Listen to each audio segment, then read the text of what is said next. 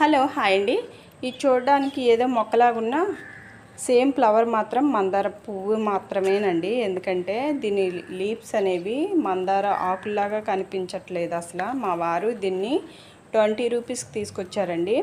నేను ఇప్పుడైతే వర్షం పడుతుంది కదా అని ఒక పోయిన బకెట్లో నాటుకుంటున్నాను. ఇంత కష్టపడుతున్నాను ఏంటా అనుకునేరు, మీకు లాస్ట్లో అర్థమవుద్దండి.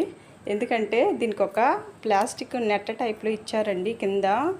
దీన్ని క్రాసింగ్ చేసేటప్పుడు అనుకుంటా దీన్ని ఇలా ప్లాస్టిక్ ఒక చిన్న బుట్టలా పెట్టి అందులో పెట్టారనుకుంటానండి. అందుకని దీన్ని తీయడం కోసం చాలా కష్టపడుతున్నాను అనమాట. బంకమట్టి కదా, చాలా అతుక్కుపోయింది. దీన్ని ప్రెజెంట్ ఇలా తీస్తున్నాను.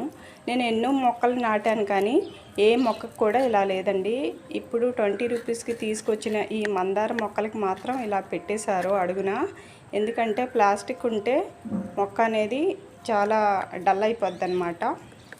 అందుకని దీన్ని రిమూవ్ చేసేస్తున్నాను. చూడండి ఎంత గట్టిగా పట్టేసింది ఈ బంకమట్టి అనేది. ఫస్ట్ టైం అండి నేను ఇలా పెట్టి నాటుతారనేది చూడడం కూడా. చూడండి ఇది ఎల్లో కలరు మందార మొక్క అండి, రేఖ టైప్లో కనిపిస్తుంది.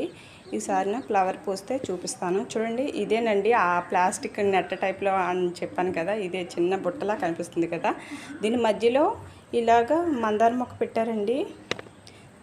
సైడ్కి ఇలా వేర్లు అనేవి వచ్చాయి. నాకు కూడా తెలియదు. కాకపోతే నాటేటప్పుడు ఏంటి గట్టిగా అది తగులుతుంది అనుకొని చూస్తే పర్టికులర్గా ఇలా కనిపించింది. అందుకని దీన్ని రిమూవ్ చేసేసి మొక్క నాటుకుంటున్నాను. ప్రెజెంట్ ఇవి 20 రూపీస్ మాత్రమే తీసుకొచ్చారు.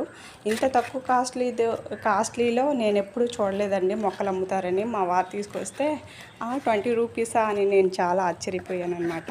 అంతేనండి, చిన్న వీడియో మీకు చూపించాలని ఇలాగ చేశానమాట. వీడియో నచ్చితే like and subscribe. Bye bye. ఇది ఎల్లో, సైడ్కి ఆరెంజ్ అండి. ఈ 2 ప్లాంట్స్ తీసుకొచ్చారు.